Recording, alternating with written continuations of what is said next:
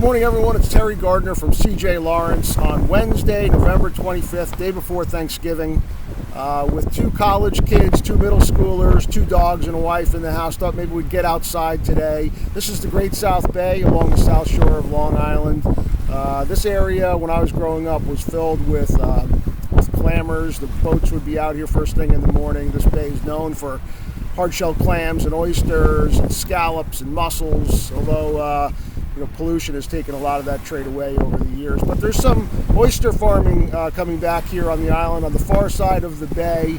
In fact, a number of my friends have farms over there. Those farms serve to filter the bay and clean it up, and also are a great commercial enterprise for those that own those concessions.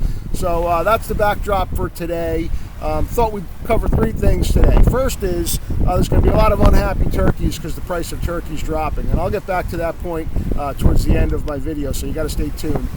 Secondly, money is not necessarily coming into the market, it's rotating. We want to make a comment about that.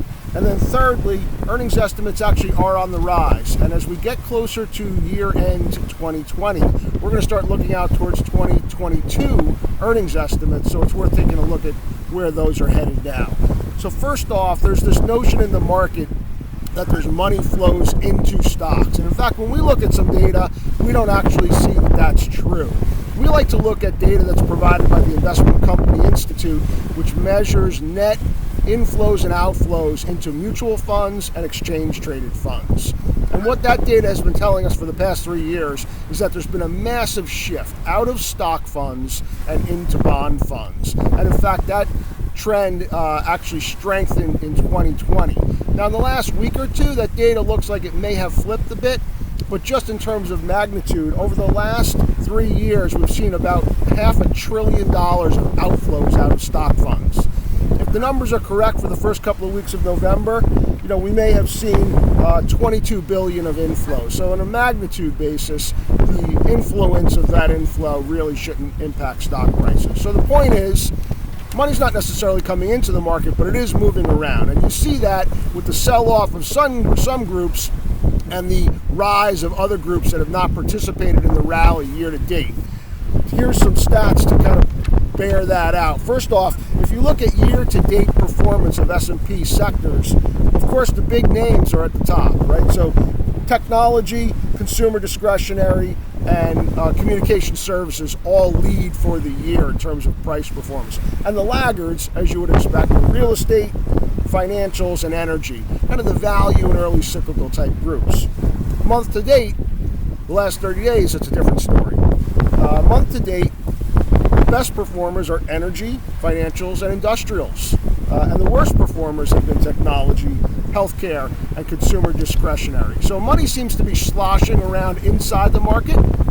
And I wouldn't be surprised to see if after that trade kind of finds its way to an end, that we see a reflation in some of those original winners.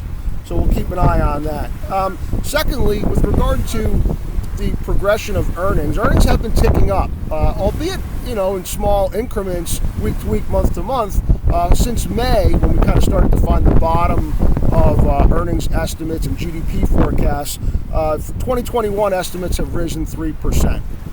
For 2022 estimates, which are now getting input by analysts, strategists, others, those estimates have been rising as well, and they're up 6% from May of this year. The market is up 10, so we have seen some increase in the PE multiple on the market.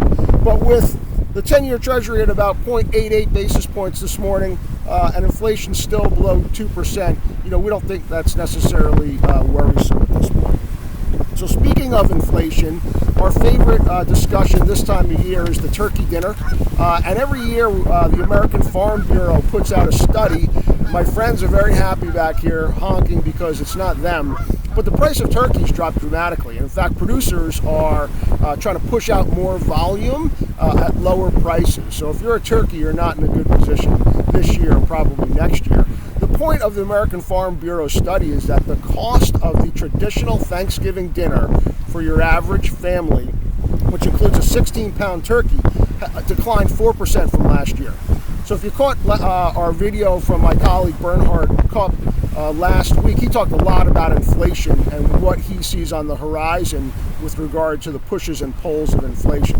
Well, the turkey dinner is one area that we don't have to worry about because the traditional cost of the dinner is dropping. In fact, the bird itself, for a 16-pound bird, is down about 7% from last year. These are the lowest figures since 2010. So that meal, in terms of its cost, is declining. So have an extra piece of turkey and some stuffing because it's not going to cost you anymore. So with that, we'll wrap it up. If you're viewing this before Thanksgiving, I hope you have a great Thanksgiving. And if you're viewing this afterwards, I hope you had a great Thanksgiving as you head into the holidays.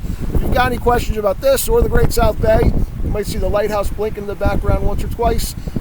Give me a ring here at CJ Lawrence. It's Terry Gardner, 212-888-6403, or shoot me an email at tgardner@cjlawrence.com. Have a great day, everyone.